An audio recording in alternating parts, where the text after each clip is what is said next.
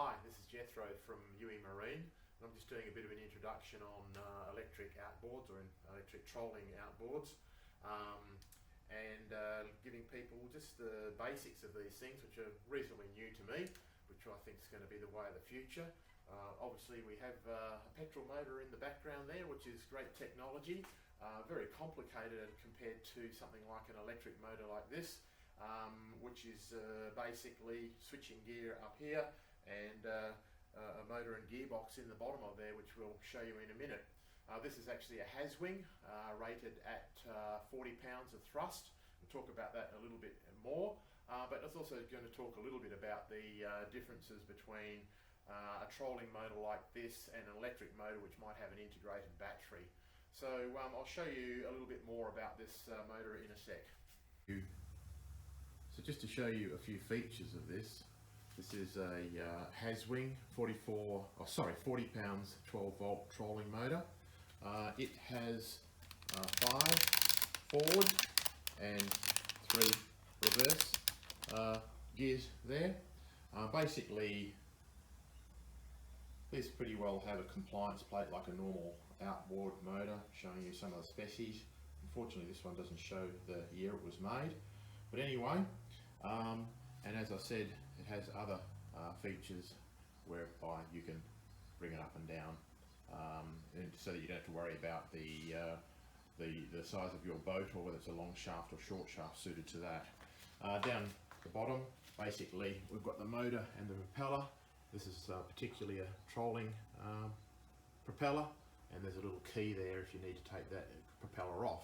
Now these are very, very simple. So in there's basically the electric motor, which is similar to what's inside a starter motor if you pull it apart, and then up in here there's a simple switching unit, which are pretty cheap to buy on eBay and places like this. There's just some screws under here that you can detach if that should break down on you, but they are very, very simple motors with very few moving parts. Now this in particular one, I'm running off an external battery, which is a requirement for these particular type of trolling motors, and that has some advantages. This is a pretty heavy battery, unfortunately. I'd love to have lithium, but that's obviously very expensive. But anyway, the recommended battery for this is about 105 amp hours, which is going to give you, well, 2 or 3 hours depending on how you run the motor.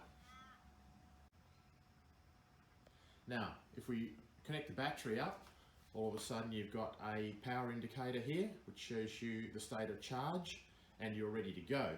Now on that basis, there is no switch on this particular motor, so I'd be putting a switch between the battery there and back up to the motor here. Otherwise, these LED lights are on all the time. And I know the draw is very small, but you want to maximize the time that your battery is running, so I would certainly put a switch in there. Now when we come to turning it on, you'll see here you can go to 1, and hopefully you can just hear that. This is a big advantage over a traditional petrol powered motor, is so quiet. Now if I run it up to top speed 5 there, the theory says this motor is going to be drawing about 5 amp hours, sorry, about 40 amp hours at that top speed. You can take it back down, back to 0, and then we actually have 3 reverse gears also there. And I'll just show you these down here too.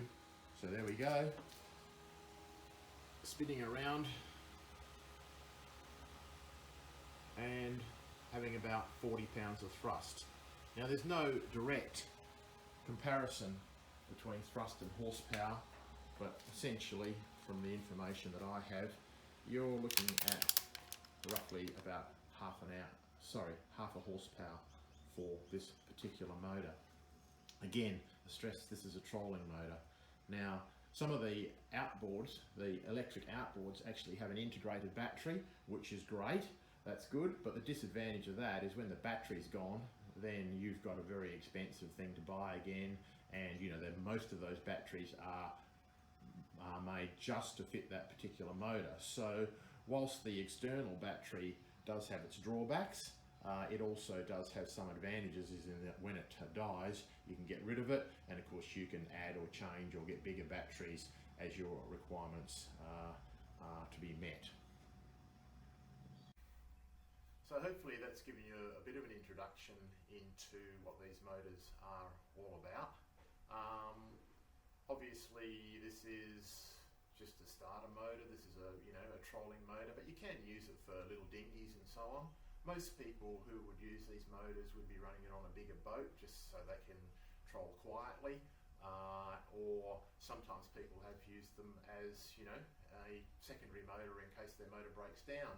But I've found that you can actually use it for a little dinghy as a tender.